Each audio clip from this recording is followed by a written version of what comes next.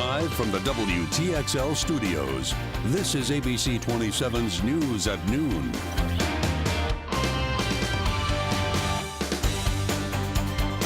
We are following breaking news out of Tallahassee. Tallahassee police are investigating after finding a body in a downtown building.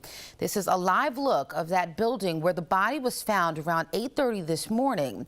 This is next to the Randazzo Salon on College Avenue near Adams. Investigators releasing very few details. They will not say at this point whether the body is that of a male or female. We can tell you that College Street right now is shut down between Duval and Adams as officers investigate. Again, very few details being released. All investigators are saying is that a body has been found inside of that building. We have a crew on the scene, and we will continue to follow this breaking news story and bring you the latest.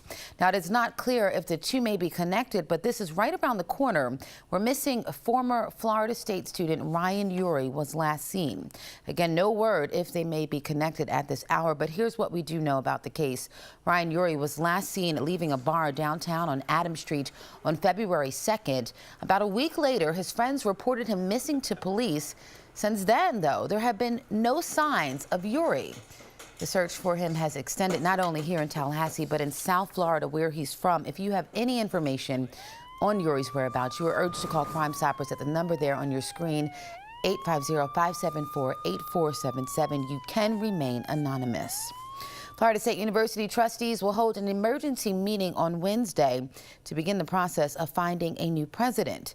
This after Eric Barron was named the new president of Penn State University. Barron is expected to take over as president of the university on or before May 12th. Barron has served as FSU's president since 2010, but he is no stranger to Penn State. He spent 20 years there, including as dean of the College of Earth and Mineral Sciences.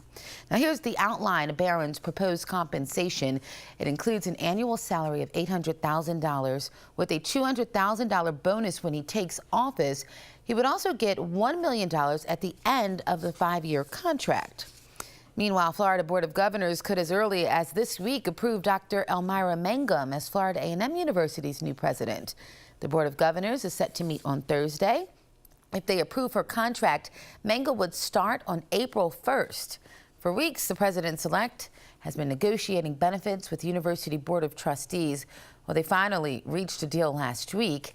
It includes an annual salary of $425,000.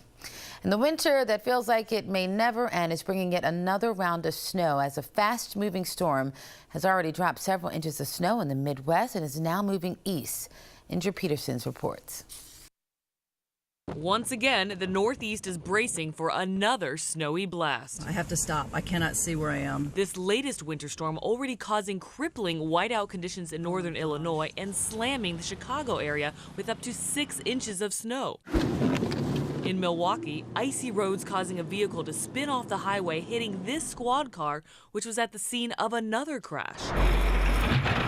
The massive amount of snowfall from the relentless storms near record-breaking totals. It's been a little bit too much snow for my taste. Washington, D.C. almost doubling its normal amount of snowfall for February so far, while New York City and Philadelphia triple their yearly accumulations.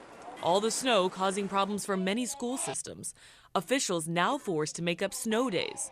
In parts of Pennsylvania, class was in session on President's Day. They may lose Easter Monday. They may lose a professional development day that the teachers are going to have, and a retreat day. Schools in Delaware are considering extending days by 30 minutes. And some schools in New Jersey may hold classes on Saturdays. It kind of stinks. But get ready for the big thaw. Later this week, temperatures will finally rise, melting these massive accumulations of snow from Washington, D.C. to Maine. On the West Coast, it's heavy amounts of rain and snow in Oregon that brought down trees, demolishing homes and landing inches away from people inside. I can't see how she got out of it alive. And in Seattle, mudslides, trapping this car on the highway and closing some transit tracks. All right, a lot of wicked weather out there, but here at home, we are fortunate to have sun and warm spring-like conditions. Let's check in now with meteorologist Michelle Rotella for a look at your forecast. Michelle? Yeah, Mika, we're talking about a little bit of cloud coverage starting to make its way across the Big Bend region now. So that's why I said it was a mix of sun and clouds really that we'll be seeing today. This will start to break apart just a tad as we head later into the afternoon hours, but temperatures already starting to rise very nicely. Thomasville, you're already at 70 degrees. Valdosta, you already hit 75 there. Live Oak at 70, and that's projected to hit possibly 78 by the end of the day. 72 there in Tallahassee, and Apalachicola is sitting there at 73. So we have a ways to go. A few more temperatures. This is what your Tuesday quick cast looks like there. 5 o'clock looking like we'll be around 72 degrees, and around 10 o'clock at night, no rain in the forecast really, but mild temperatures back down to around 58 degrees. And with that cloud coverage, we'll once again be on the above average side of temperatures waking up tomorrow morning. The warm up, it continues as we head throughout the week. I'll give you all the details coming up in just a few minutes. Mika? It is very troubling that a lot of black parents in Florida are worried whether their children are going to live to be 18 years old. Trayvon was 17, Jordan was 17. That's Tallahassee-based attorney Benjamin Crump speaking out about the Jordan Davis trial. Michael Dunn found guilty of 3 counts of attempted second-degree murder, but the jury failed to convict him on first-degree murder. Crump was the attorney for the family of Trayvon Martin, an unarmed teen killed by Neighborhood Watch volunteer George Zimmerman in 2012. Crump says something must be done about the stand your ground law.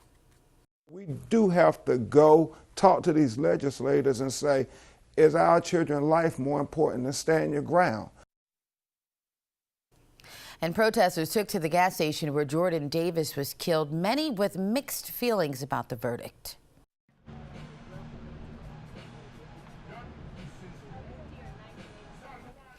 And there are now new claims coming out against Dunn suggesting a violent past. A neighbor says he's not surprised at all by the verdict. No, sir, I was not.